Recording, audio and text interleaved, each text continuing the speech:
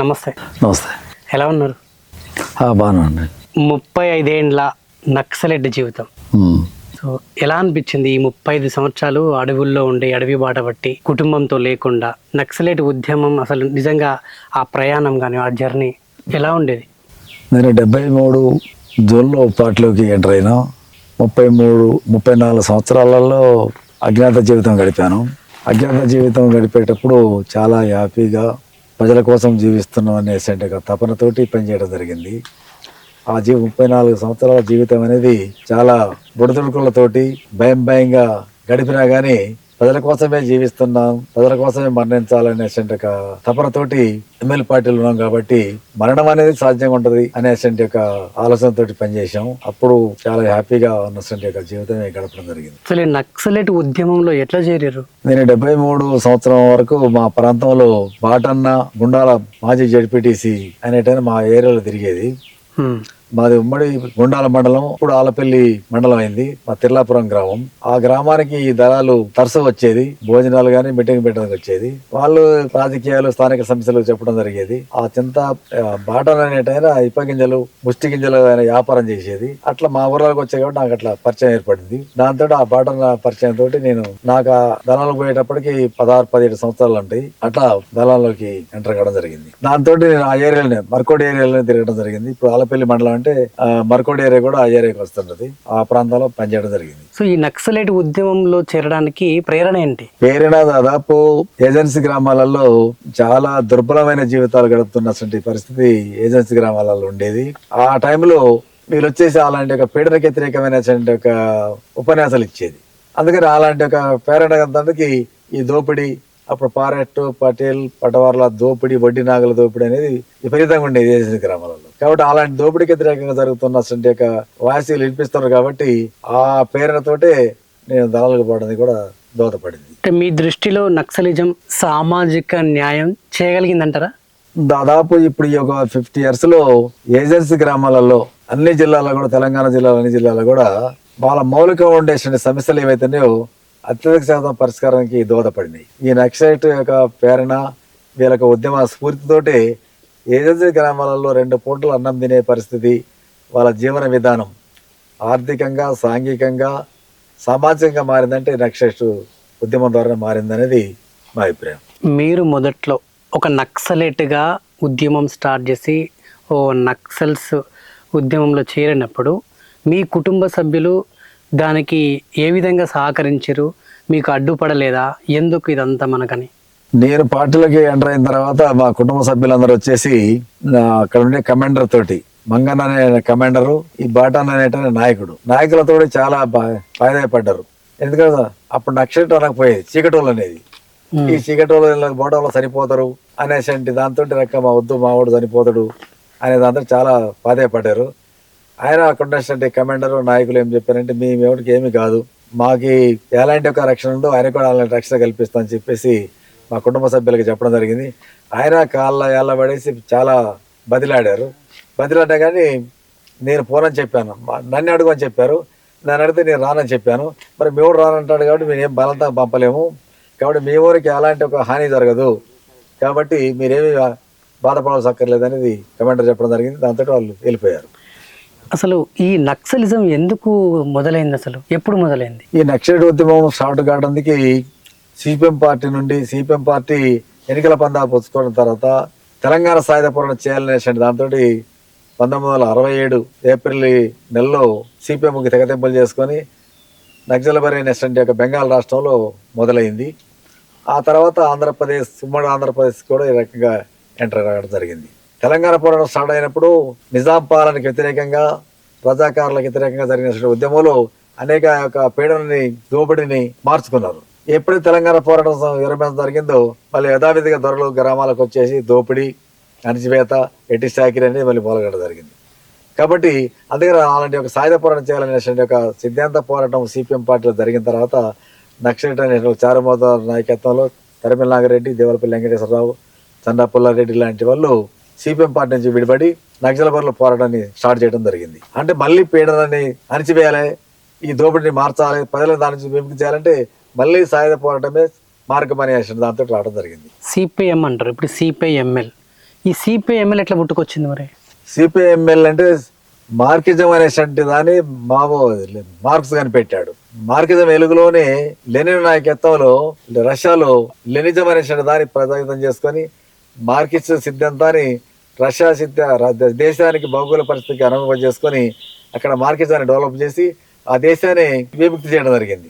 అందువల్ల లెనిజం అనేది వచ్చింది. మావోయిజం అనేది రావడానికి కారణం ఏంటంటే చైనా దేశంలో మార్కిజం యొక్క వెలుగులో లెనిజం వెలుగులో చైనా దేశంలో కూడా దాన్ని అప్లై చేసుకొని అది ఒక వెనకబడ్డ వ్యవసాయ దేశం కాబట్టి దీని యొక్క మార్గంలోనే ఆ దేశంలో ఉండేటట్టుగా భౌగోళిక పరిస్థితి తగ్గట్టుగా మార్కిజాన్ని లెనిజాన్ని డెవలప్ చేసి చైనా దేశాల్లో కూడా రకంగా విముక్తి చేయడం జరిగింది. అట్లా మార్కిజం లెనిజం మావోవాల్సిన విధానం అనేటువంటి వెలుగులో సిపిఐఎంఎల్ పార్టీ అనేది ఏర్పడడం జరిగింది.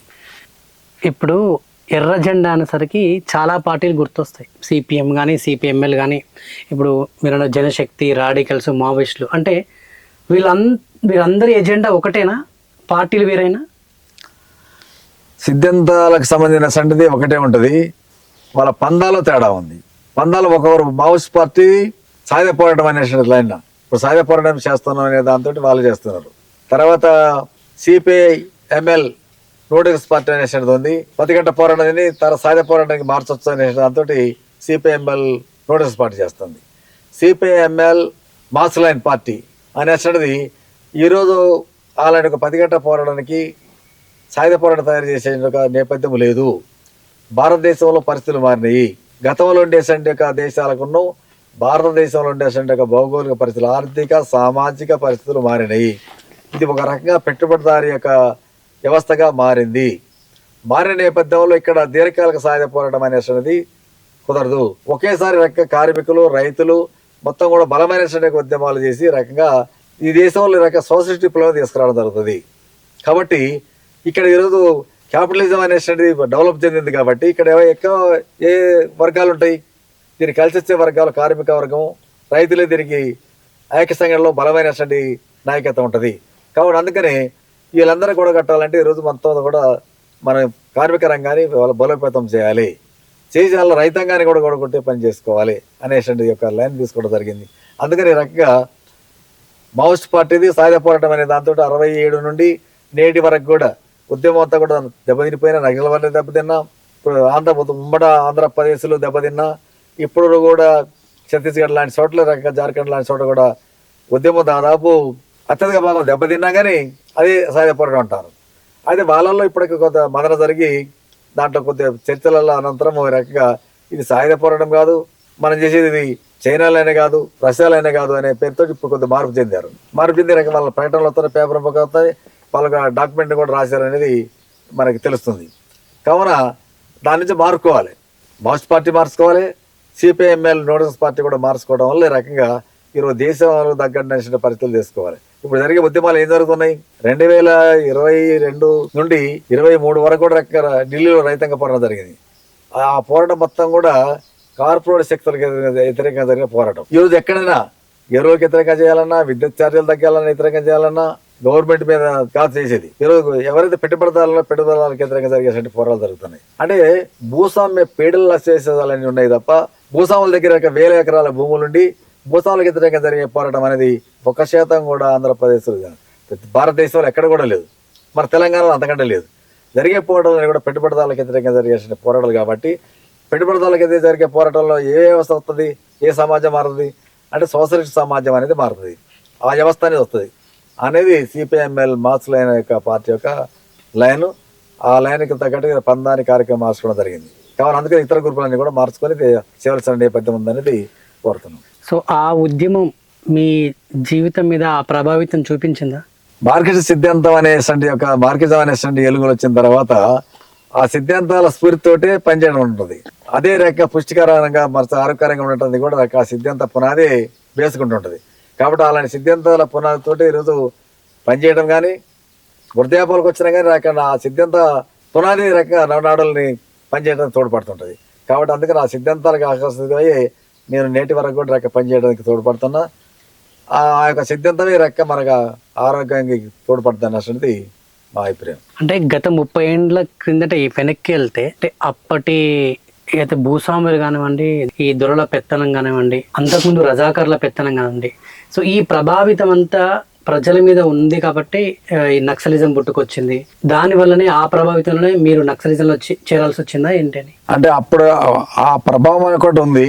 ఆ ప్రభావం నుండి రకంగా 50 సంవత్సరాలు అయిన తర్వాత ఏంటంటే ఆ శక్తులు అనేటువంటి దోపిడీ అనేది దాదాపు 90% అరికట్ట జరిగింది.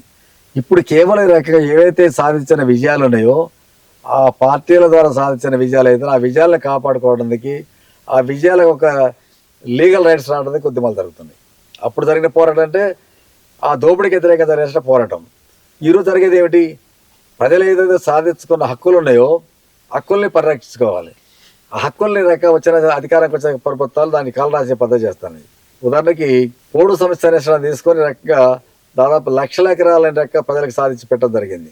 దానికి దాదాపు అనేక ఉద్యమాలు చేసి ప్రభుత్వాల మీద ఒత్తిడి చేయడం వల్ల అనివార్యంగా గతంలో కాంగ్రెస్ గవర్నమెంట్, కేంద్రంలో రాష్ట్రంలో ఉండే ప్రభుత్వాలు హక్కుపత్రాలు అనేటువంటి వాటిని జారీ చేశారు.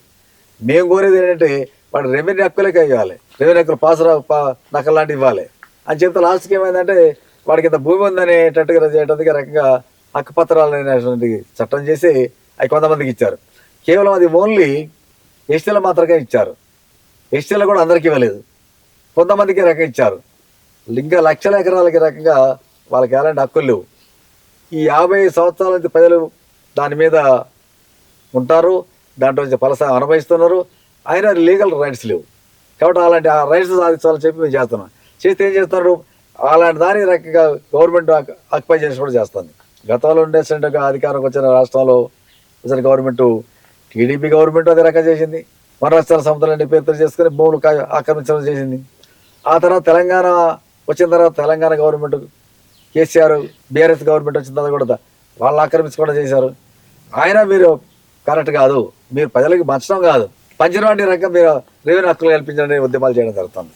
టీడీపీ గవర్నమెంట్ అది చేసినాం, తర్వాత బీఆర్ఎస్ గవర్నమెంట్ వచ్చినప్పుడు చేసి కొంత దక్కించుకోవడం చేసినాం. కొన్ని భూములు రకంగా కొంత టెన్షన్లు అయ్యేసి ఒకవేళ కొంత ఆక్రమించుకోకుండా వాళ్ళు చేసినా అత్యధిక భూములు ప్రజల చేతులు ఉన్నాయి, లక్షల ఎకరాలే ప్రజల చేతులు ఉన్నాయి. అలాంటి ఒక ఉద్యమాలు రకంగా చేయడం వల్ల రకంగా దక్కిస్తాయి ప్రజలు. సో నక్సలిజానికి సపోర్ట్ చేసిన ఇతర పార్టీలు ఏమైనా ఉన్నాయా ఇప్పటివరకు? ఇతర పార్టీలు దాదాపు లేవు. మేధావులు ఉన్నారు. మేధావి సెక్షన్స్ అనేటోళ్ళు దాదాపు పౌర హక్కుల సంఘాలు కానీ, జాతీయ మానవ సంఘాలు కానీ ఇలాంటి సంఘాలుగా సపోర్ట్ చేసేవి ఉన్నాయి. తర్వాత ఇండిపెండెంట్ గా ఉండేటట్టుగా మేధావులు లాంటి వాళ్ళు ఈ రకంగా ఉండేటోళ్ళు ఉన్నారు. అలాంటి వాళ్ళ సపోర్ట్ ఉంది. ఉండడం వల్ల అలాంటి మేధావులు ఇలాంటి సపోర్ట్ చేసేటోళ్ళు కూడా, ఉద్యమాలు సపోర్ట్ చేసేటోళ్ళు కూడా ఇతర సంఘాలలో ఉండి పనిచేసి అన్ని పార్టీలకి, అన్ని గ్రూపులకి, ఈరోజు అనేక గ్రూపులు ఉన్నా కానీ ఒక్కొక్క గ్రూపు యొక్క రాజకీయ అవగాహనతో ఉన్నటువంటి మేధావులు దీనికి సపోర్ట్ చేసేటోళ్ళు దాదాపు ఉన్నారు.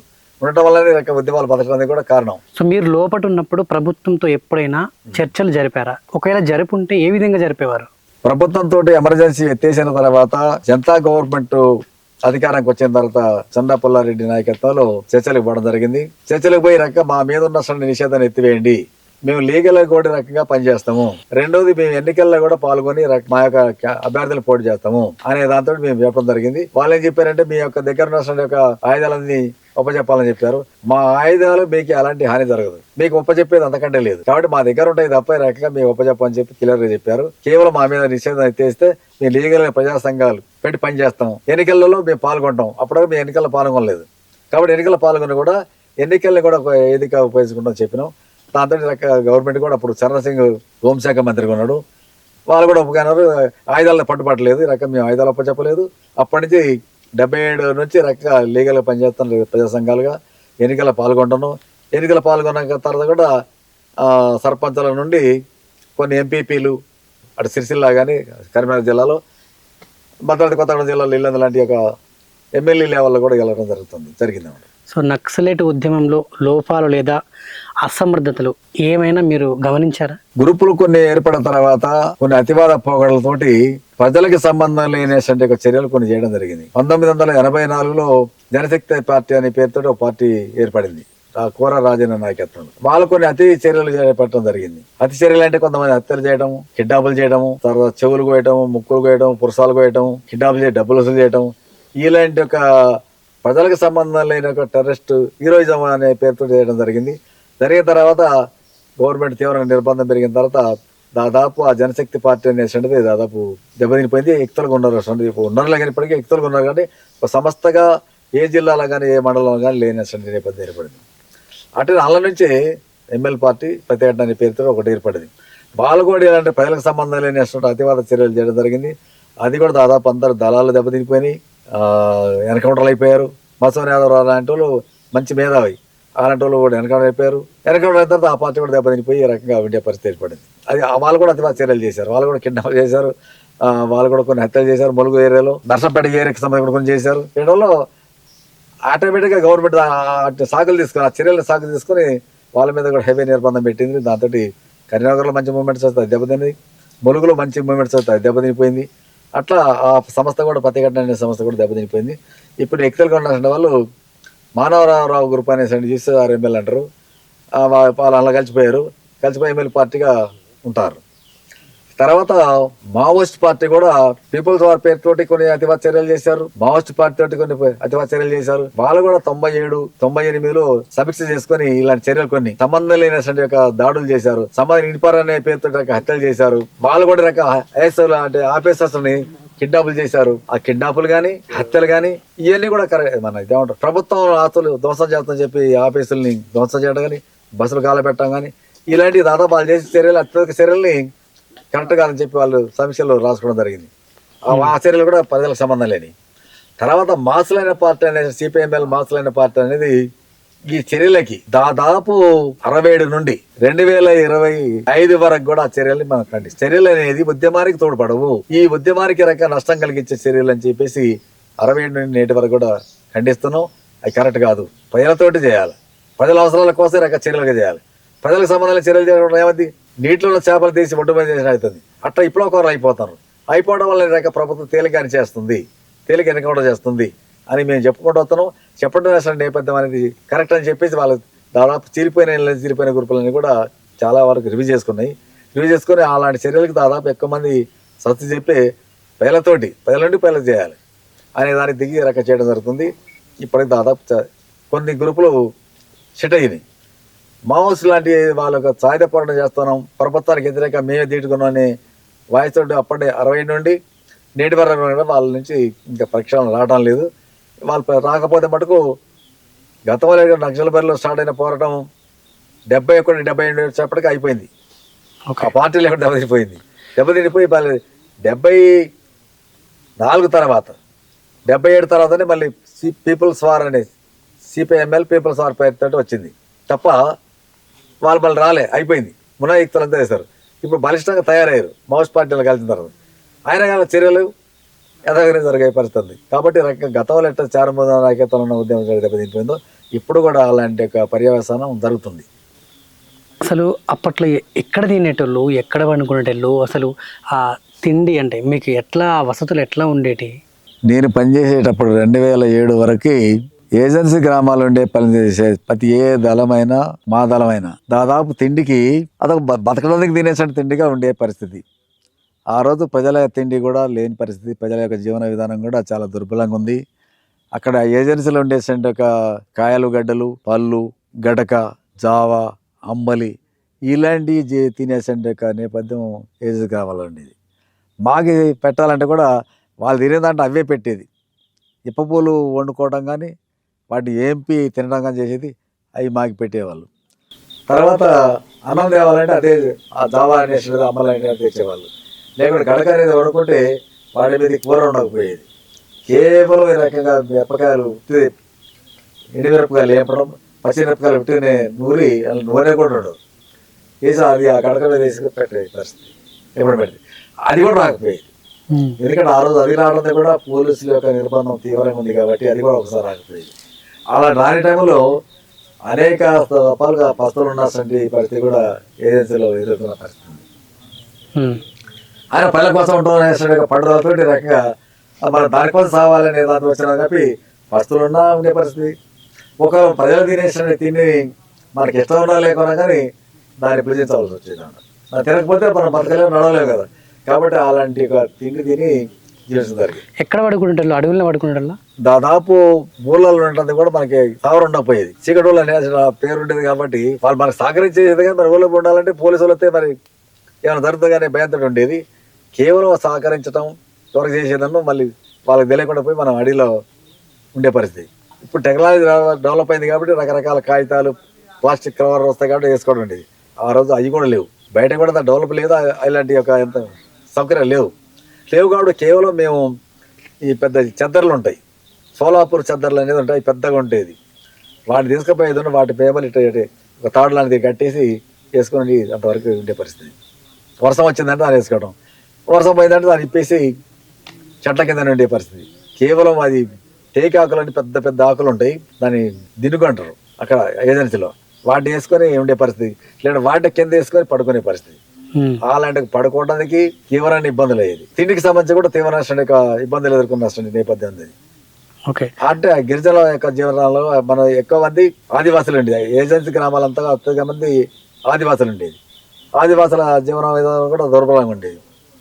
కాబట్టి మనం వాళ్ళతోటి వాళ్ళ కోసం పని చేస్తున్నాం కాబట్టి వాళ్ళు తిండి తింటాను, అక్కడ ఉండే కష్టాలకి భరించాల్సి ఉంటే పరిస్థితి ఏర్పడింది. ఒక నక్సలైట్ కావడం వల్ల మీరు ఎదుర్కొన్న అత్యంత కఠినమైన అనుభవం ఏంటి? నేను పార్టీలోకి పోయిన 73 పోయిన తర్వాత దాదాపు పోలీసు దాడులు అనేక జరిగినాయి, అనేక సార్లు పస్తులున్న అసలు నేపథ్యం ఏర్పడింది. అయినా కానీ నాతో ఉండేసంటే దళ సభ్యులని నాకు సహకరించే ప్రజలకు సంబంధించి కూడా చాలా ఆప్యాయత చూసుకుంటూ ఉండటం జరిగింది. అదే నాకు కొండంత అండగైంది. ప్రజలు నాకు రక్షణకి ఇచ్చారు, దళ సభ్యులు కూడా నాతోటి రకంగా మనం తినేస్తాను, తినేలో నేను తినేది, నాకు సభ్యులే ఉండకపోయేది. వాళ్ళు గడక తింటే నేనే తినేది, వాళ్ళు తాగుదా తాగేది, పస్తులు ఉన్న వాళ్ళు నేను తాగుతూ ఉండేది కదా. కాబట్టి నన్ను ప్రజలు కూడా అంటే గౌరవించారు, దళ సభ్యులు కూడా అదే రకంగా ఆదరించారు. కాబట్టి ఆ యొక్క పడ్డవాళ్ళతోటి రకం నేను నేటి వరకు ఉండడం జరిగింది. సో కాల్పులు జరిగినప్పుడు పోలీసు వాళ్ళతో అసలు ఆ సిచ్యువేషన్ ఎట్లుంటది, దాన్ని ఎలా ఎదుర్కొనే వాళ్ళు మీరు? మొదట్లో దాదాపు మా దగ్గర కూడా కొన్ని డబుల్ షాట్ గన్లు అంటారు, అవి తిరునార్తిరి రైఫిల్స్ ఒక దళానికి ఒకటే ఉండేది. ఇక మిగతా కూడా ఒకటి రెండు బరమార్లు ఉండేది, మిగతా అంతా కూడా డబుల్ బ్యారల్ అంటారు, సింగిల్ బ్యారల్ అంటారు, అవి ఉండేది. పోలీసుల దగ్గర కూడా అప్పుడు కేవలం 303 రైఫిల్స్ మాత్రమే ఉండేది. వచ్చినప్పుడు కేవలం ఒక దెబ్బ కొట్టి రక్షణ తీసుకోవడం పోవడం జరిగేది. వాడు మా మీదకి రాకుండా ఉండడానికి ఒక దెబ్బ వేసేదనో వెళ్ళిపోయేది. ఎందుకంటే మా దగ్గర అంత ఆటోమేటిక్ లేవు కాబట్టి దాన్ని ఎదుర్కోవడం చేత కాదు. కాబట్టి వస్తానంటే కేవలం 1-2 బ్యాల్స్లను రక్షణ తీసుకుని వెళ్ళిపోవడం జరిగేది అన్నమాట. ఒక్కొక్క టైంలో రకంగా మనకు సరిపోయేది. సరిపోయిన తర్వాత కూడా దాంతో మేము వాళ్ళ దగ్గర పోవడం ఉండకపోయేది. లీగల్గా అప్పుడు పౌరకుల సంఘాలు లేవు, లీగల్గా పార్టీ కూడా లేదు కాబట్టి కేవలం ఆ శవాలను తీసుకుపోయి పోలీసులే ఖననం చేసేది. పోస్ట్ మార్టాలు కూడా అప్పుడు ఏం లేవు, లేకుండా వాళ్ళే అక్కడనే ఖననం చేసిపోయేది అన్నమాట. అలాంటి పరిస్థితి ఉండేది. మేము ఆ డెడ్ బాడీని చూసుకోవడం లేదు, కుటుంబాలు వచ్చి కూడా డెడ్ బాడీ చూడటం లేదు. ఇప్పుడు దాదాపు మావోయిస్ట్ పార్టీ కూడా కొంత డెడ్ బాడీ ఇవన్నీ పరిస్థితి కూడా ఉంది. ఎలా తెలియపరిచే వాళ్ళు వాళ్ళ కుటుంబాలకు? కుటుంబాలకు మేము దాదాపు అప్పటికప్పుడు తెలియదు. అప్పుడు కమ్యూనికేషన్స్ ఏమి లేవు కదా, పోవడం లేవు. మనం పోయి చెప్పడానికి కూడా పోవాలంటే రకంగా మనం లీగల్ కొరియర్ పోవాలంటే కుదరకపోయేది. కుటుంబాలకు తెలియజేయడానికి మీ వాడు ఇటు చనిపోయిందని చెప్పడానికి నెలలు జరిగేది, సంవత్సరాలు కూడా జరిగేది. మీ వాడు ఇటు జరిగిందంటే వాళ్ళు పాపం పోలీసు వాళ్ళ మీద ఏం చేసే పరిస్థితి లేదు కదా. కాబట్టి అలాంటి ఒక ఎన్కౌంటర్లో జరిగిన కొంతమందికి కుటుంబాలు కూడా తెలియకుండా కుటుంబాలు కూడా చివరి క్షణంలో చూడాల్సిన నేపథ్యం కూడా ఏర్పడింది. అతిపెద్ద దాడి ఏంటి? మీరు ఇన్ని ఇండ్లలో లోపల ఉన్నప్పుడు జరిగినటువంటి అతిపెద్ద దాడి ఏంటి? దాదాపు ఉమ్మడిగా ఉన్నప్పుడు ఒక సమావేశం, పెద్ద సమావేశం జరిగేటప్పుడు రాళ్ళ గుట్ట అని ఉంటది, కోరారం అవతల, చాలా పెద్ద దాడి జరిగింది. దాదాపు దళాలన్నీ అక్కడికి వచ్చినాయి. వచ్చిన జరిగిన దాడిలో అది పెద్ద దాడి. ఎంతమంది ఉన్నారు మీరు? మేము మొత్తం 100 మంది ఉన్నాం, మొత్తం 30 దళాలు ఉన్నాయి. అప్పుడు జరిగిన పెద్ద దాడి జరిగిందని మేము సురక్షితంగా వెళ్ళిపోయినాం. ఎలాంటి ఒక ప్రాణ నష్టం జరగకుండా మా సామాన్లు అన్ని పోయినాయి తప్ప ఒక్కడైనా ఒకరు చనిపోకుండా చక్కగా మేము ఫైర్ చేసుకుంటే మేము 2 బ్యాచ్లు అయ్యి పోలీసులు గండి కొట్టేసి వెళ్ళిపోవడం జరిగింది. అది పెద్ద దాడి. నా దళం మీద చాలా సార్లు జరిగినాయి, చాలా ప్రమాదకరమైన దాడులు జరిగినాయి, చనిపోయినవి కూడా ఉన్నాయి. ఎట్లా? చింతూంచలకని టేకలపల్లి మండలం చింతూంచలకని ఉంటది, అలా మా కొరియన్ తోలినాం. కొరియన్ తోలితే ఆ కొరియన్ పట్టుకున్నట్టు వాళ్ళని కొరియన్ బాగా కొట్టి చెప్తే కొంత డైరెక్ట్ తీసుకురాకుండా అటు తిప్పుడు తీసుకొచ్చి మధ్యాహ్నం వచ్చేటప్పటికి క్యాంప్ దగ్గర తీసుకొచ్చాడు. క్యాంప్ దగ్గర దాడి జరిగింది. మేము పోలీసు వాళ్ళు పట్టుకున్నారు, కొరియన్ పట్టింది అర్థమైంది కాబట్టి మేము కూడా ఓపెన్ చేసుకుని వెళ్ళిపోవడం జరిగింది. అప్పుడు మీ అందరం చనిపోయేటోళ్ళం కానీ శాఖ తప్పిపోవడం జరిగింది. తర్వాత అక్కడనే ఆ మండలంలోనే రావులపాడు అని ఉంటుంది, తెగలపల్లి మండలంలో. రావులపాడులో కూడా మీ అందరం అయిపోయేటోళ్ళం. అప్పుడు కూడా మొత్తం పోలీసు రౌండ్ అప్ చేసింది. అయిన తర్వాత ఫైర్ చేసేది. 2 మహిళలు చనిపోయారు, శాంతక్క లలితక్క అనేటువంటి 2 మహిళలు చనిపోయారు. మిగతా వాళ్ళందరూ నేను ఫైర్ చేసుకుంటూ వెళ్ళిపోవడం జరిగింది. మా సమలు పోయినాయి తప్ప వాళ్ళిద్దరు మహిళలు చనిపోయారు.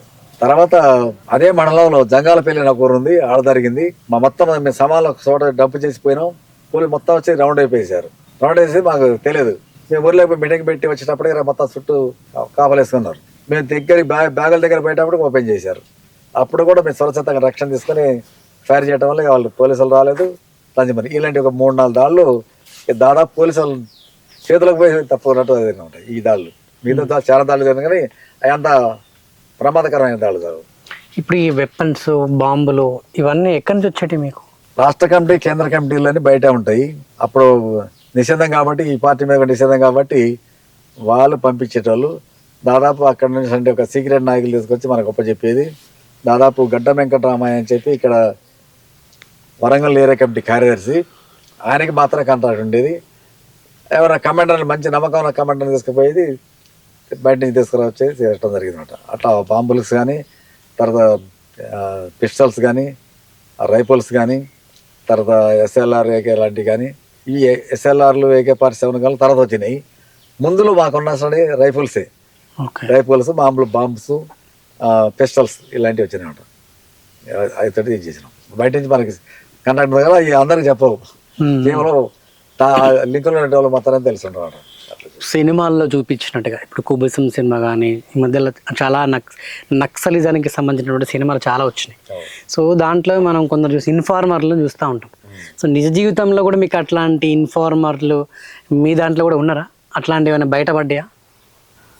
దానివల్ల మీకు ఏమైనా నష్టం కలిగిందా? దాంతో మాదాల నుంచి ఒక ఆయన పోయాడు. నాదాల నుంచి ఒక సెలమన్న అని చెప్పేసి మర్కోడు ఏరియా చలగట్ట అని ఉంటుంది. ఆ ఊరబ్బాయి దొరకమని రాత్రి వెళ్ళిపోయాడు. చెప్పకుండా రకంగా ఏ పని తీసుకుని వెళ్ళిపోయాడు. మేము మర్కోడు దగ్గర ఉన్నాం. వెళ్ళిపోయిన తర్వాత ఏం చేయాలంటే రాత్రి వెళ్ళిపోవడంతో మనం ఇంకో సెంటరీ వచ్చేటప్పటికి వెళ్ళిపోయింది అని చెప్పారు. మేము ఆ స్థలాన్ని షిఫ్ట్ చేసినాం. షిఫ్ట్ చేసి ఆ నుంచి జంగాలపల్లి, ఇప్పుడు ఇందాక చెప్పాను, జంగాలపల్లిని ఇటు ఏరియాకి మార్చినాం. అంటే ఇటు జరిగిందంటే అటు ఉన్నాం, వేరే ఏరియాకి మారుతామంట. అటు తిప్పుతాలని అనుకున్నాం, ఆ ఏరియా తిప్పుతాలని అయితే మేము అనుకున్నాం. మేము వచ్చి జంగాలపల్లి దగ్గర ఉన్నాం. వాడు వెంటనే పోలీసులు ఆలపల్లి పోలీస్ స్టేషన్ పోయిండు, సలండ్ అయ్యిండు, పోలీసుని తీసుకొని వచ్చాడు. మేము అది మారి తెల్లారి ఏం చేసినట్టే జంగాలపల్లి ఏరియాకి, బోర్డు ఏరియాకి వచ్చినాం, చేగలపల్లి మండలికి వచ్చినాం. పోయిన తర్వాత వాడు ఇటు కూడా తీసుకొచ్చి మా డెన్ని దగ్గర మాకు కాపలేయడం జరిగింది. వాడు కోర్టుకు మారిండు. తర్వాత వానికి పోలీసులకు హోమ్ గార్డు ఇచ్చారు, వెళ్ళిపోయినాడు. అట్లా మా దళంలో మారిండు. అట్లా మా పార్టీలో కూడా చాలా మంది మారారు. సో అట్లా కోర్టుగా మారితే వీళ్ళకైనా ఉద్యోగాలు ఇచ్చారు. ఆ చలమని అంటే హోమ్ గార్డు ఇచ్చారు. ఇప్పుడు అక్కడ మర్కోడి ఏరియాలోనే ఇంకొక రాఘపురం అని ఉంటుంది. రాఘపురం ఏరియాలో నా మీద దాడి చేయించాడు పోయినం లక్ష్మయ్య అని, దాడి చేయించాడు. వారికి అంటే హోమ్ గార్డు ఇచ్చారు. అట్లా కోర్టుగా మారిన వ్యక్తులని మళ్ళీ నక్సలైట్స్ అయినా టార్గెట్ చేస్తారా? అసలేంది దాదాపు చంపినాం. ఇప్పుడు కాచరపల్లి అని ఉంటుంది, తురకల కాచరపల్లి అంటారు. రమేష్ అని ఉంటాడు. వాడు వెంటనే తల మీద దాడి చేసి పంపించాడు, చంపేశారు. తర్వాత సాయనపల్లి అని గుండాల మండలం సాయనపల్లి అని ఉంటుంది ఊరిలో, జగ్గయ్య అని ఇంకొక సంబంధం. వాళ్ళు మా మీద దాడి చేయించారు. చేత వాళ్ళు చంపేసినాం. ఒకే రోజు ఇద్దరిని చంపేసినాం. అట్లా చేసినాం. కోర్టుగా మారినటువంటి వాళ్ళు రకం ముందు చెప్తాం, కుటుంబాలతో చెప్పించేది వాళ్ళు మార్పిడం చేస్తాం. వాడు మారకుండా కూడా అదే పోలీసు వాళ్ళతో సంబంధాలు కొనసాగుతాయంటే వాళ్ళు చంపడం జరుగుతుంది. ముందు వాడిని మారిపోయడానికి ప్రజల్లో పెట్టి శిక్షణ చేస్తాం. అట్లా కూడా మారనేటువంటి ఏడలో చంపడం జరుగుతుంటాం. అట్లా జరిగే ఘటనలు. కొంతమంది నాయకులు మేము సరెండర్ అయిపోతాము, లొంగిపోతాము అని మీ దగ్గరకు వచ్చి అడిగినప్పుడు మీరు పంపించేస్తారా? దాదాపు మా పార్టీగా మేము దాదాపు ఎక్కువ మందిని బలవంతంగా చేయకపోయేది, బలవంతంగా ఉండు అని చెప్పకపోయేది. దాదాపు మాకు అప్పుడు లీగల్గా లేదు కాబట్టి అక్కడ ఉండేసండి అధికార పార్టీ ప్రతినిధులు, ఎమ్మెల్యేలు ఉన్నా, లేకుంటే సర్పంచ్ లాంటి వాళ్ళు ఉన్నా, లేకుంటే అది బోర్జో పార్టీ లీడర్స్ ఉంటుంటే వాళ్ళ దగ్గర పంపించి వాళ్ళతో సలహా చేయించినాయి. సలహా చేసిన తర్వాత ఏమైందంటే వాళ్ళ అప్రూవల్ మారలే. అటువంటి వాళ్ళు మేము చాలా మంది కమాండర్లనే చేయించినాం. అది ఒకరిద్దరు మాత్రమే మాకు చెప్పకుండా పోయి పోలీసు వాళ్ళతో అట్లా కోర్టులో మారినేషన్ ఉన్నాయి. వాళ్ళు మళ్ళీ హత్యల కోర్టులో గురయ్యారు. ఎక్కువ మందిని అంటే మా దాంట్లో దళ సభ్యులు కానీ, కమాండర్లు కానీ, ఇంకా పై లెవెల్ లీడర్స్ కానీ అత్యధిక మంది రకంగా పార్టీకి సానుకూలంగా ఉన్నారు.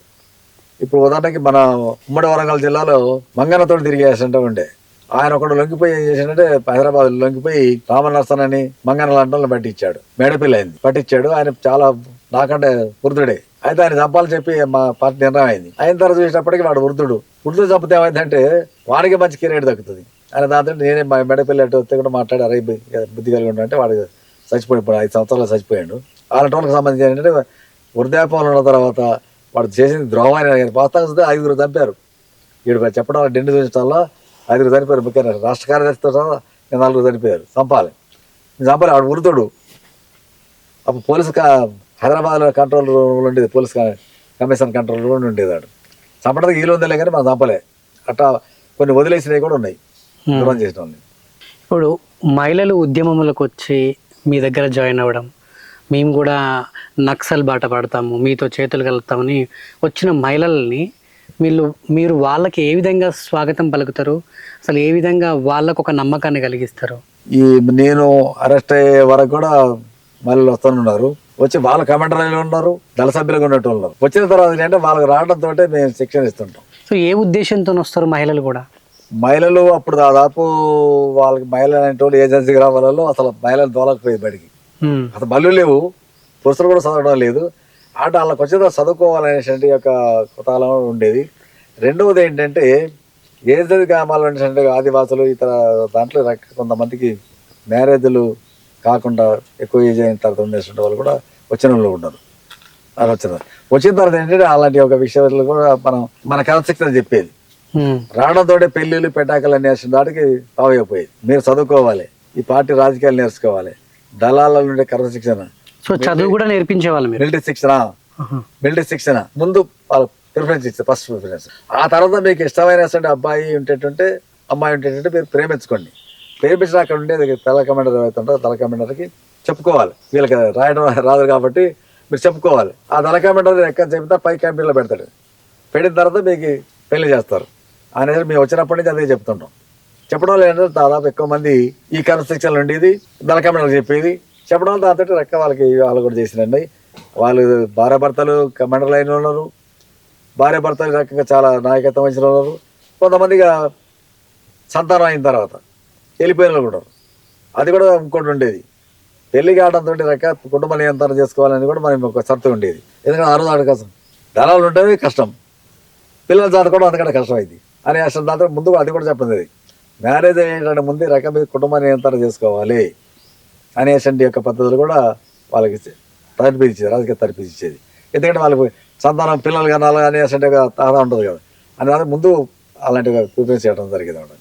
అట్లా అనివార్యంగా ఒకటి కనాలని ఒకటే, అప్పుడు కనాలని కూడా ఒక అబ్బాయినో ఒకటి దూరకి ఫుల్ స్టాప్, ఒకరితోటి అనేక మందిని మనం అక్కడ తీసుకుంటే ఆపరేట్ చేశాను.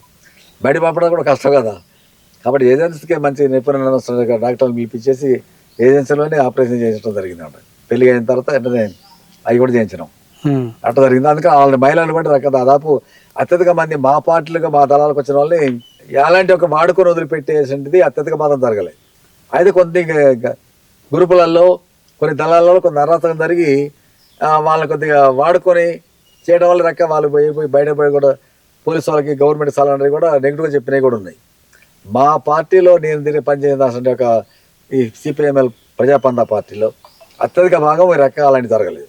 నేను దాదాపు వరంగల్ ఏరియా కమిటీలో నాయకుడిగా ఉన్నా, తర్వాత ఉమ్మడి తూర్పుగోదావరి పశ్చిమ గోదావరి జిల్లాకు సంబంధించిన రిజనల్ కమిటీ అనేది ఒకటి ఉండేది, దాంట్లో కూడా ఉన్నా. ఏనున్నా కానీ అత్యధిక భాగం ఇలాంటి జరగలేదు. మహిళలు ఏమైతే ఇలాంటి వాడుకొని వెళ్ళి ఇవ్వటం లేకుండా వాళ్ళని రెక్క పెళ్లి చేసుకుంటూ అనేది జరగకుండా రెక్క చేయడం జరిగింది. అత్యధిక భాగం జరగలేదు. ఒకటో జరిగితే మనకు తెలియని నష్టం కొంచెం జరిగి ఉండొచ్చు, కానీ నాకు తెలిసిన మేరకెళ్ళి ఈ పార్టీలో వాళ్ళని జరగలేదు, కొన్ని గ్రూపులు జరిగినాయి. 20 ఏండ్ల కిందట నక్సల్స్ ద్వారానే మాకు న్యాయం జరుగుతుంది అన్న నమ్మకాన్ని ప్రజలకి ఎలా తీసుకొచ్చారు? దాదాపు 2000 సంవత్సరం వరకు గ్రూపులు ఒక నమ్మకంతో పనిచేసినాయి, ప్రజలకి విశ్వాసంతో పనిచేసినాయి. 2000 తర్వాత నుంచి ఏమైందంటే రెక్క ఇన్ని గ్రూపు ఉప గ్రూపులు అయిన తర్వాత ఏంటంటే కేవలం రకంగా వాళ్ళ మురికి కోసం చేశారు తప్ప ప్రజాహితమైన సమస్యల మీద ఉద్యమాలు చేయలేదు. దాంతో కొన్ని గ్రూపులు అంటే రకంగా నెగిటివ్కి వచ్చిన పరిస్థితి ఏర్పడింది, జనంలో వచ్చింది, ఇతర మేధావుల్లో కూడా వచ్చింది. ఎందుకంటే వాళ్ళ యొక్క ప్రజాహితమైన కార్యక్రమం కాకుండా ప్రజలకు సంబంధమైన యొక్క చర్యలకు పూనుకోవడంలో వచ్చడం జరిగింది. కాబట్టి ఈ మేము ఏంటంటే మొదటి నుంచి కూడా ఈ పార్టీ ఏర్పడినప్పటి నుంచి సిపిఐఎంఎల్ ఆంధ్రప్రదేశ్ విప్లవ కమ్యూనిస్ట్ పార్టీ అని ఫస్ట్ ఏర్పడింది, ఆ తర్వాత సిపిఐఎంఎల్ పార్టీ అని ఏర్పడింది, ఆ తర్వాత 96 నుంచి సిపిఐఎంఎల్ నోటీసెస్ పార్టీ అని ఏరింది. 2022 నుండి సిపిఐఎంఎల్ మాసులైన అంటే ప్రజాపంద మొదటి ప్రజాపంద గారి ఏర్పడింది. ఈ పార్టీ మొత్తం కూడా ప్రజాహితమైన సమస్యల మీద ఉద్యమాలు చేస్తున్నాం, గవర్నమెంట్ మీద కానీ అక్కడ స్థానికంగా ఉండే యొక్క అధికారుల మీద కానీ ఇలాంటి చేస్తున్నాం. కాబట్టి ప్రజల యొక్క స్పీరన్ రావడానికి కూడా ఇది కారణం. మిగతా వాళ్ళు ఏంటంటే దానికి సంబంధం లేని కార్యక్రమాలు చర్యలు చేస్తారు. కాబట్టి ఈ ప్రజలకేం చేయరు, అనేటువంటి ఒక నెగిటివ్ దృక్పథం ప్రజల్లో ఇప్పుడు వచ్చింది. వాస్తవంగా చూస్తుంటే కొన్ని గ్రూపులు అలాంటి ఒక చర్యలకు పూనుకున్న నేపథ్యంలో అది ఏర్పడేది అనేది వాస్తవం ఉంది. కాబట్టి అది దాని టోటల్ తీసుకోవాల్సిన లేకుండా కొంత మంచి చేస్తున్న 100% ఎవరు చేయలేరు. ఇప్పుడు అధికారం వచ్చిన పార్టీ బుర్ర పార్టీ కూడా 100% హామీలతో 100 చేయడం లేదు కదా. ఈ పార్టీలు కూడా రకంగా 100% 100 చేయకపోయినా కానీ కొంత శాతం అయితే న్యాయం చేస్తుంది అనేసి అనేది ఉంది. దాదాపు అభిప్రాయమే ప్రజలలో వీళ్ళని ఆశ్రయిస్తే మరి న్యాయం జరుగుతుంది, సిన్సియర్గా పనిచేస్తారనే ఒక ఆలోచన అనేది ఇతర బొరిజ పార్టీలలో ఉంది, టోటల్ జనంలో ఉంది. వీళ్ళు న్యాయం చేస్తారు పక్షపాతం లేకుండా అనేది ఉంది. అయితే కొన్ని గ్రూపులు చేసిన వాళ్ళ పక్షపాతంగా చేసే ఎవరాలు అవుతున్నాయో అవి కొంత బోరుగా అవుతున్నాయి. ఇది కొంత వీక్ అయింది కాబట్టి దీని ప్రచారం తగ్గుతుంది కాబట్టి వాళ్ళ ప్రచారం ఏదవుతాయి. వీళ్ళందరూ నక్షత్రంతా వాళ్ళ కోసం చేస్తారు, వాళ్ళ వ్యక్తిగత లాభాల కోసం వ్యక్తిగత పదవుల కోసం చేస్తున్నారు అనేటువంటి ఒక జనరల్ ప్రచారం మీడియా దాన్ని అట్లా ఉపయోగిస్తుంది. కాబట్టి ఆ ప్రచారం మీద అవుతుంది కాబట్టి కొంతమంది నమ్మడానికి ఆస్కారం ఉంది. అయితే టోటల్గా అయితే సిన్సియర్గా పనిచేసే ఒక పార్టీలు కూడా ఉన్నాయి, అలాంటి గ్రూపులు కూడా ఉన్నాయని కూడా మనం దృష్టిలో పెట్టుకుంటాం మంచిదని చెప్తాను. మా పార్టీ కాబట్టి దాని ఎప్పుడు జరిగినా కానీ ఏ జిల్లాలో రాష్ట్రం ఎక్కడ జరిగినా దాన్ని రెటిఫై చేస్తాను. మేము రక సిన్సియర్గా దాన్ని ఒప్పుకుంటాం మా నుంచి జరిగిందని అది చేస్తాను. కాబట్టి ఇప్పుడు అది మైనర్ అయిపోతుంది. ఈ కంప్లీట్ ఉద్యమంలో మీరు బాగా బాధపడిన సంఘటనలు కావచ్చు, మిమ్మల్ని బాగా బాధ పెట్టిన సంఘటనలు ఏమైనా ఉన్నాయా? బాధ పెట్టడం అంటే దాదాపు 84లో ఒక స్పిట్ అయింది.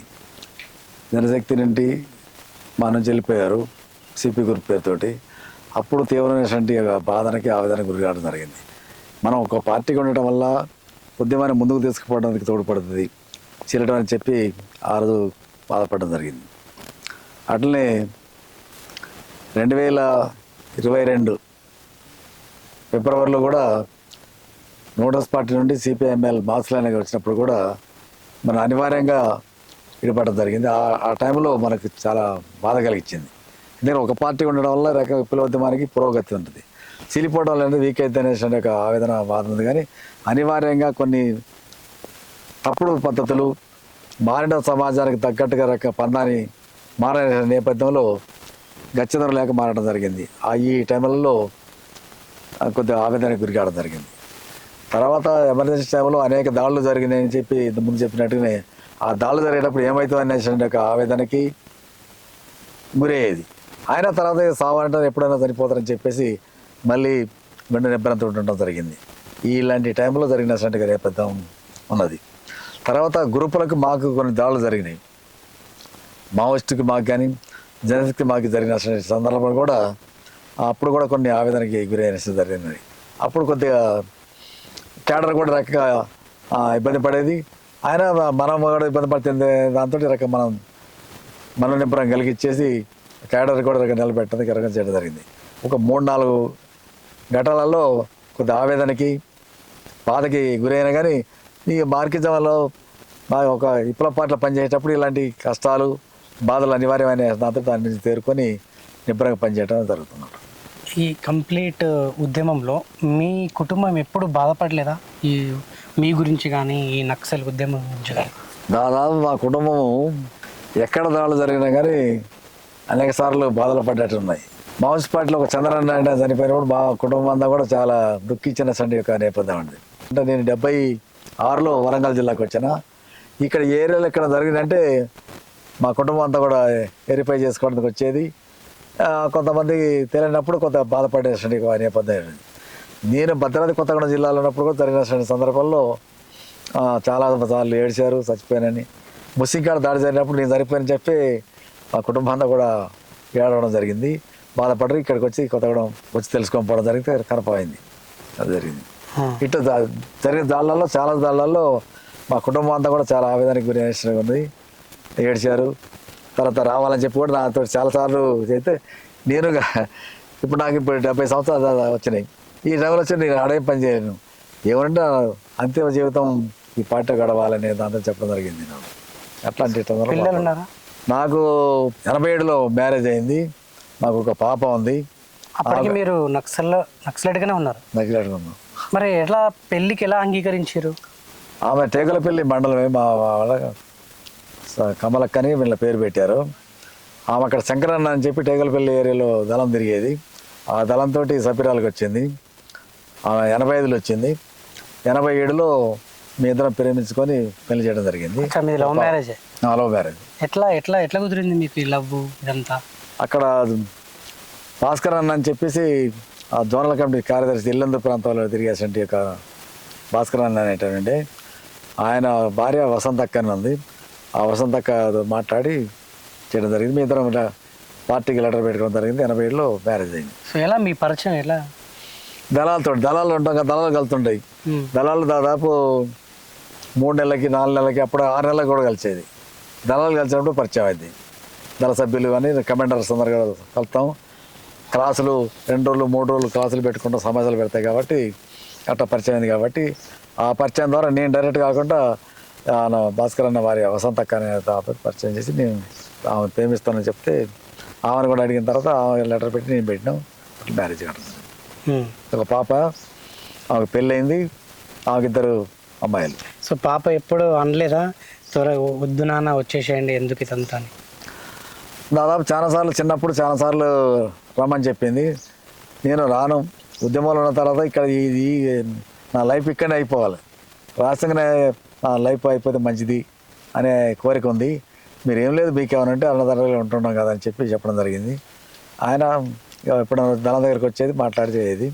కానీ నేను 2007లో అరెస్ట్ అయినప్పటి నుంచి కదా ఎప్పుడు కలిసి ఉంటుంటాను. ఇప్పుడైతే కలిసి ఉంటున్నాను. లోపల ఉన్న ఈ 34 ఏండ్లు చావు ఎదురవుతుంది, చావు గురించి ఎప్పుడు భయపడలేదా? ఇక మనం చచ్చిపోతాం, ఇంత చాలా పెద్ద దాడి జరుగుతుంది, ఏ నైట్ ఎటు నుంచి ఎవరు వచ్చి దాడి చేస్తారనేది కూడా తెలియదు కదా. అటువంటి పరిస్థితులు మీరు ఎదుర్కొన్నారు. సో చావు పట్ల మీ ఉద్దేశం ఏంటి? దాదాపు నేను వరంగల్ జిల్లాకు వచ్చిన తర్వాత కొద్ది తేడాలతో పోలీసులు పోయినది, మేము తప్పుకున్న సండి కూడా ఉన్నాయి.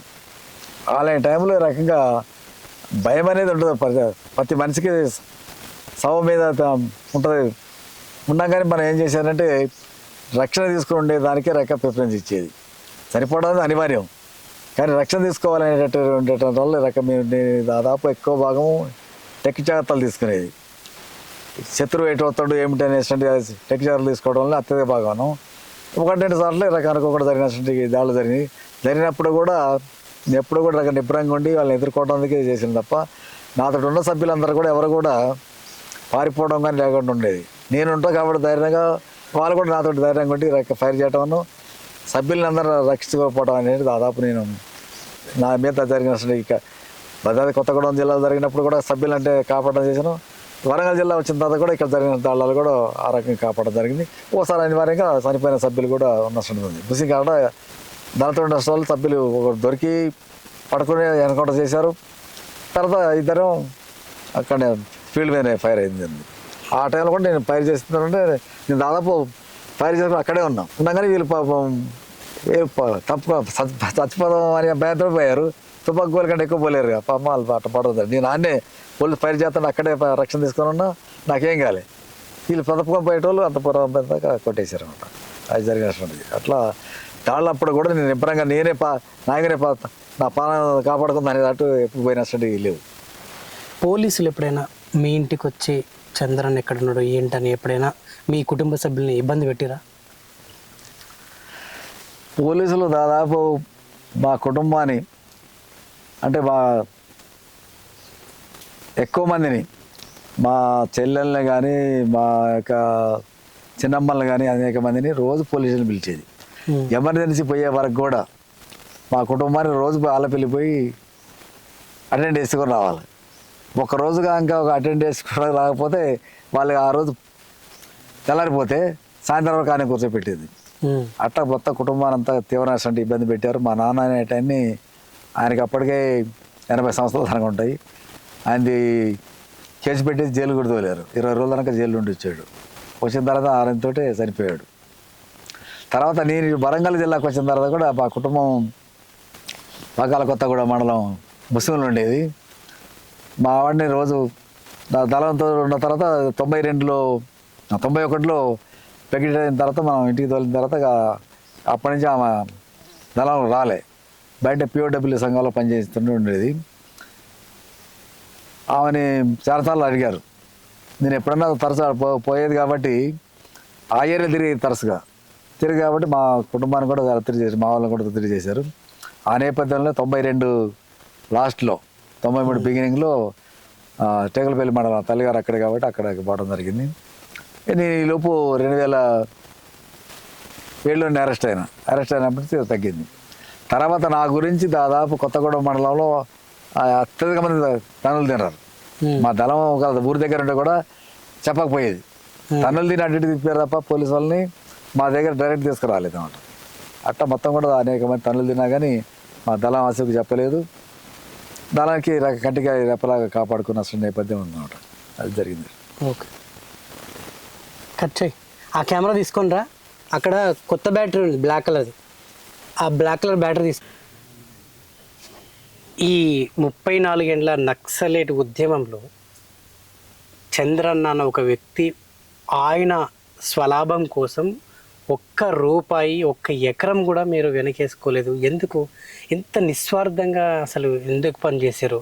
చాలామంది నక్సలేట్లు ఉద్యమంలోకి వచ్చినాక 1000 ఎకరాలు సంపాదించుకున్నారు, కోట్ల డబ్బులు సంపాదించుకున్నారు, సిటీలలో బిల్డింగులు కట్టుకున్నారు, కోటీశ్వరులేరు. మీరు ఎందుకు ఇంత నిస్వార్థంతో కనీసం ₹1 కూడా వెనకేసుకోలేదు ఎందుకు మీరు? నేను దాదాపు పార్టీలోకి వచ్చినప్పటి నుండి నేటి వరకు కూడా నేను దళాలలో రెగ్యులర్గా పైసా లెక్కలు చెప్పేది, ఎంత ఆదాయం వచ్చేది చెప్పేది. నేటి వరకు కూడా నాకు వచ్చే ఆదాయం కమిటీకి సబ్మిట్ చేస్తా, ఖర్చులు సబ్మిట్ చేస్తుంటాను. నేటి వరకు కూడా రకంగా పైసలు వెనకేసుకొని పార్టీ అవసరాల కోసమో లేకుంటే సొంత విలాసాల కోసం అనేటువంటిది ఎందుకో నాకు ఈ పార్టీలకు వచ్చినప్పటి నుంచి నేటి వరకు కూడా లేదు. ఎందుకు అంటే పార్టీకి ఒక చెడ్డ పేరు తేవద్దు, పార్టీ యొక్క అపకీర్తి అవుతుంది, మన వ్యక్తిగతమైనటువంటి యొక్క అవసరాల కోసం పార్టీని చెడు పేరు తెచ్చుకోరావద్దు అనేటువంటి కొత్త వలము నేను ఈ పార్టీలోకి వచ్చి దళ కమాండర్ నుండి నేటి రాష్ట్ర కమిటీ సభ్యుడిగా అయిన వరకు కూడా అదే దాంతో ఉన్నాను. దాదాపు చాలామంది మీడియా వాళ్ళు కానీ సామాన్య ప్రజలు కానీ ఇతర పార్టీ వాళ్ళు కూడా నువ్వు ఎందుకు సంపాదించుకోవు, మీ కుటుంబం ఇప్పటివరకు కూడా చాలా సింపుల్గా ఉంటుంది ఎందుకు అంటే అదే రకంగా జీవించాలి, ప్రజల కోసం పనిచేసే లీడర్లు అనేటువంటి అదే రకంగా ఉండాలి అనేది నా భావన. కాబట్టి ఇప్పటివరకు కూడా అదే రకంగా ఉంటున్నా. అంతేగాని పార్టీ పేరు చెప్పుకొని సంపాదించాలని చెప్పి లేకుంటే పార్టీ పేరుతో వసూలు చేసుకుని లెక్కలు చెప్పకుండా వెనకేసుకోవాలనేటువంటి ఇది నాకు లేదు. కాబట్టి అదే నేను సరిపోయే వరకు కూడా అదే ఆలోచనతో ఆ పేరుతో సాగిపోవాలనే దాంతో ఉందని చెప్పి నేను క్లియర్ కట్గా నేటి వరకు కూడా చెప్తుంటారు. నాకు కొంత ఆరోగ్యం అయ్యి ఉన్నతాల కొన్ని ఇబ్బందులు అయినా కానీ చెప్తుంటారు, నువ్వు ఒకప్పుడు వెనకేసుకోలేదు అందుకని నీకు పరిస్థితి అయింది అని అడుగుతుంటారు, నన్ను ప్రశ్నిస్తుంటారు. అయినా కానీ నా వ్యక్తిగత అవసరాల కోసం నేను వాడుకోవాల్సిన అక్కర్లేదు, నా ఆరోగ్యం మంచిగా లేకపోయినా చేసే వైద్యం చేసుకుంటుంటాను అనే పద్ధతిలో నేను చెప్తున్నాను తప్ప ఇప్పటికైనా వెనకేసుకోవాల్సిన పరిస్థితి లేదు నాకు. దాదాపు నేను ఈ వరంగల్ జిల్లాకు వచ్చిన తర్వాత అనేక గ్రామాలలో నాకు పూడమూలు కొట్టే దాంట్లో వాటా ఇస్తామని చెప్పారు, ఓ భాగం పెడతామని చెప్పారు, లేదంటే మే కొట్టి మే దున్ని పెడతామని చెప్పారు. ఆయనే కానీ మీరు ఆ మాట మాట్లాడద్దు అనేటువంటిది ప్రతి ఊర్లలో చెప్పింది జరిగింది. నేను ఎక్కడ పోళ్ళు కొట్టించినా ఎక్కడ భూములు ఆక్రమించినా కానీ ప్రజలకు సమానంగా పంచిపెట్టేందుకు చేసిన తప్ప లేకుంటే పొడి భూములకు సంబంధించిన గెట్లు పెట్టింది తప్ప ఎక్కడ కూడా నాకు 10 గుంటలు ఇవ్వండి లేకుంటే అలా అదే 1 ఎకరము 2 ఎకరాలు అమ్మి నాకు డబ్బులు ఇవ్వండి అని చెప్పి ఎక్కడ కూడా అలాంటి చేయలేదు. కేవలం దాని అవసరాల కోసం ఖర్చుల కోసం ఏమనంటే అమ్మి దాన్ని ఖర్చు పెట్టమని చెప్పింది తప్ప నాకు ఇవని చెప్పి అడగడం అనేది దాదాపు జరగలేదు. దాంతో నేటి వరకు కూడా నేను ఈ సింపుల్గా చేయడానికి లేకుండా మా కుటుంబం కూడా రకంగా ఒకసారిగా వైద్యం మేము ఇప్పటివరకు కూడా దాదాపు నిరారమ్మ నేను కానీ నా భార్య కానీ సింపుల్గా ఉంటుంటాం. కాబట్టి ఇప్పటివరకు కూడా మా తిండి కానీ మా ఆచారాలకు సంబంధించిన అదే పద్ధతులు ఉంటాయి. ఆరోగ్య సంబంధించినది మాకు ఉండేసిన దాని నుంచి రకంగా వాడుకోవడం జరుగుతుంది. అవి మొత్తం కూడా పార్టీకి లెక్క చెప్పడం జరుగుతుంది తప్ప వెనకేసుకోవాలని చెప్పి వెళ్ళకుండా దాదాపు నేను నా దగ్గర దాదాపు అత్యధిక భాగం నేను మాదన్న అనేటాన్ని అరెస్ట్ అయిన తర్వాత ఏజెన్సీలో కాంట్రాక్టర్ల నుండి కానీ బీడీఆకు నుండి కానీ రకరకాల వచ్చేసి నా దగ్గరకు వచ్చేది. నా దగ్గర దాదాపు లక్షలు డబ్బు ఉండేది. ఉన్నా కానీ నేను అలాంటి డబ్బుని రక పార్టీకి వినియోగించి పార్టీ కోసమే రకంగా ఉద్యమాలకు ఇచ్చిన తప్ప రకంగా ఇక్కడ కూడా ₹1,00,000 2 లక్షలు వెనకేసుకుందాం అనే పద్ధతిలో ఆనాడు లేడు నేను కూడా లేను. అందుకే ఆ జీవితంతో నేను ముగించాలనే పద్ధతిలో ఉంటున్నాను. ప్రస్తుతం నక్సలిజం అనేది ఏ దశలో ఉందనుకుంటున్నారు? నక్సలిజం అనేసి 67 నుండి నేటి వరకు చూస్తుంటే దాదాపు 72 వరకు దాదాపు దేశంలోనే ఒక ప్రభావితం కలిగినటువంటి ఒక ఉద్యమం వచ్చింది. 72 తర్వాత నుంచి రకంగా హెవీ నిర్బంధం వచ్చిన తర్వాత చాలా వరకు వెనకపట్ట పట్టింది ఉంది. 77 ఎమర్జెన్సీ ఎత్తేసిన తర్వాత దాదాపు అనేక చీలికలైనా కానీ ఉన్న మేరకెళ్ళి కొన్ని గ్రూపులు కొద్దిగా ఉనికిలో ఉన్నటువంటి పరిస్థితి ఉంది. మావోయిస్టు సాయుధ పోరాటం అనేటట్టున్నా దానికి కొన్ని రాష్ట్రాలు ఇప్పటికీ దానికి ఉండేటువంటి బలము, దానికి ఉండేటువంటి సపోర్టు ఇప్పటికీ మేధావుల నుండి ఉన్నది. కొన్ని రాష్ట్రాలలో ప్రజల సపోర్ట్ కూడా ఉంది. అదే రకంగా సిపిఐఎంఎల్ నోడల్స్ పార్టీ అనేటువంటి పార్టీకి సంబంధించి కూడా కొంత పునాది ఉన్నటువంటి యొక్క ఉంది. వాటికి సంబంధించిన నాయకత్వం కూడా గత 67 నుంచి ఇప్పటి వరకు ఉండే నాయకత్వం కూడా ఉంది. కొత్త క్యాడర్ కూడా ఉన్నస్తుంది.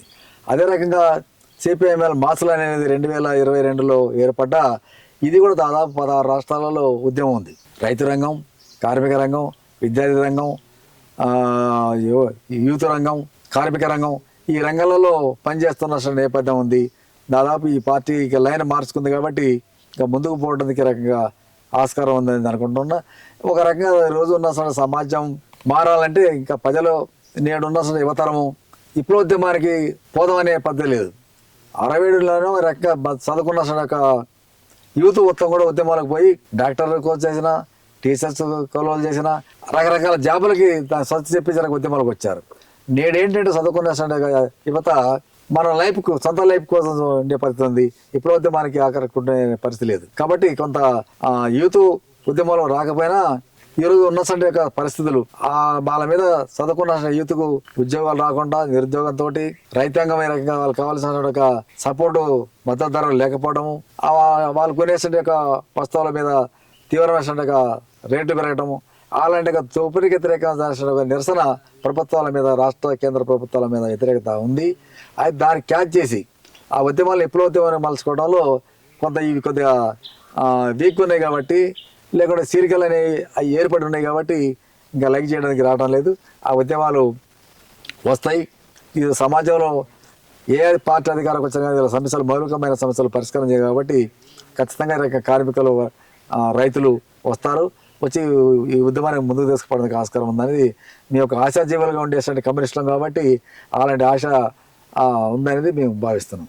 వైఎస్ రాజశేఖర రెడ్డి ముఖ్యమంత్రి అయినాక ఆల్మోస్ట్ ఈ నక్సలిజాన్ని మొత్తం అరికట్టేసిండు, అందరినీ అరెస్టులు చేయడము, నక్సల్ ఉద్యమానికి పులి స్టాప్ పెట్టేలా చేశాడని చెప్పేసి చాలామంది మాట్లాడుకొచ్చారు. అది వాస్తవం అంటారా? అయితే వైఎస్ రాజశేఖర రెడ్డి సీఎం అయిన తర్వాత, ఆంధ్రప్రదేశ్ సీఎం అయిన తర్వాత ఆయన ప్రాక్టీస్ తోటి రకంగా విప్లవ పార్టీలతో చర్చలు అనేటువంటిది చెప్పడం జరిగింది. ఆ చర్చలకు పోయేదానికి రకంగా జనశక్తి కానీ మావోయిస్ట్ పార్టీ పోయేటప్పుడు వాళ్ళు అతి ఉత్సాహంతో రకంగా పోయడం జరిగింది. పాత చర్చలకు పోవడం అనేది మేము తప్పట్టాలి. చర్చలకు పోయిన నేపథ్యం అనేది రాంగ్ పద్ధతులు పోయారు. టెక్ జాగ్రత్తలు పాటించడం కానీ, ప్రభుత్వంతో ఏ పద్ధతులు వ్యవహరించాలనే దాంతో రకంగా వాళ్ళు పప్పులు కాలేశారు. దాంతో వీళ్ళ యొక్క మునికిని మొత్తం కూడా గ్యాదర్ చేశారు పోలీసులు. గ్యాదర్ చేసి రకంగా చర్చల అనంతరం అవే చర్యలకు దిగుతారు కాబట్టి మొత్తం మెయిన్ లీడర్స్ మొత్తం కూడా మావోయిస్ట్ పార్టీ వాళ్ళని, అటు జనశక్తి వాళ్ళ ఒకరిద్దరిని కొట్టేయడం జరిగింది. వాళ్ళ చర్చలకు పోయిన నేపథ్యం మంచిదే కానీ వాళ్ళు ఓపెన్గా రక సీక్రెట్ అని టెక్ జాగ్రత్తలని పాటించడంలో పూర్తిగా అటర్ ఫెయిల్ అయ్యారు. ఆ నేపథ్యంలో వాళ్ళ రాష్ట్ర, కేంద్ర, జిల్లా నాయకుల వరకు కూడా మెయిన్ నాయకత్వాన్ని దెబ్బతీయడానికి వైఎస్ రాజశేఖర రెడ్డి నాయకత్వంలో తోడ్పడింది అనేది మేము భావిస్తున్నాం. ప్రస్తుతానికి నక్సలిజాన్ని వైఎస్ రాజశేఖర రెడ్డి చంపేశారంటారా? మెయిన్ నాయకత్వాన్ని పీపుల్స్ వారు జనశక్తి మెయిన్ నాయకత్వాన్ని దెబ్బతీశారు. అది దాదాపు దాని నుంచి వాళ్ళు రివ్యూ కూడా చేసుకున్నారు. చర్చలు పోయిన నేపథ్యంలో మేము టెక్ జాగ్రత్తలు పాటించలేదు, ఓపెన్ చేశారు. ఓపెన్ గా పార్టీ పోయడం జరిగింది. ఇది కరెక్ట్ కాదని చెప్పి వాళ్ళ పార్టీలు అంతర్గతంగా రివ్యూ చేసుకున్నారు. ఓపెన్ చెప్పలేదు కానీ అంతర్గతంగా తప్పే అని చెప్పి చెప్పడం జరిగింది. సో మీరు ఇప్పుడు సాధారణ జీవితం గడుపుతుంటే నక్సలిజం మీద అంటే మీకు అభిప్రాయం ఏమైనా మారిందా? నక్సలిజం సంబంధించిన యొక్క లైన్కి సంబంధించిన దాంట్లో మార్పు చేసుకోవడం అనేది జరిగింది కాబట్టి ఇప్పుడు ఏదైతే ఉన్నదో ఇప్పుడు ఉన్నసంటేగా బయట లీగల్ ఉద్యమాన్ని పికప్ చేసుకొని దేశంలో ఉండే అత్యధిక మంది కార్మిక, కర్షక వర్గాన్ని సమీకరించాలనే ఒక నేపథ్యం ఉంది కాబట్టి ఆ ఉద్యమాలు ఆ నేడు పరిస్థితులకు తగ్గట్టుగా రకంగా నిర్వహించినా, ప్రజలకు కొంత సేవ చేసినా నేడు ఉన్నటువంటి సామాజిక పరిస్థితులు దానికి అనుగుణంగా లేవు కాబట్టి ఇప్పుడు ఏదైతే మేము స్టెప్ మార్చుకున్నామో సిపిఎంఎల్ మాస్ లైన్, ఈ మాస్ తోటి రక మొత్తం కార్మిక, కర్షక వర్గాన్ని, మేధావి సెక్షన్ని అందరం కూడా కలుపుకొచ్చేసి బలోపేతమైనటువంటి ఒక ఐకమత్యమాలు చేయాలనేటువంటి దాంతో చేస్తున్నాం. ఇది కరెక్ట్ అనేది మేము భావిస్తున్నాం. చివరిగా నా ప్రశ్న, భవిష్యత్తులో అంటే నక్సలైట్ ఉద్యమం భారతదేశంలో ఏమాత్రం ప్రాధాన్యత పొందుతుందని మీరు భావిస్తున్నారు? మార్కిజం అనే దానికి అజేయమైనది, దానికి ఎప్పుడు కూడా విజయం అంటుంటుంది. మార్కిజం అనేది మొత్తం కూడా కాలమాన పరిస్థితులకు తగ్గట్టుగా రకం ఎత్తుగడలు మారుస్తుంది కాబట్టి దాదాపు భవిష్యత్తులో కమ్యూనిజం అనేది, సోషలిజం అనేటువంటిది వస్తుంది అనేటువంటి ఒక ఆశాజీవులుగా విప్లవకారులు ఉంటాం కాబట్టి ఖచ్చితంగా జయిస్తుంది అనేటువంటిది మేము భావిస్తున్నాం. థ్యాంక్ యూ అన్న, thank you so much. Thank you.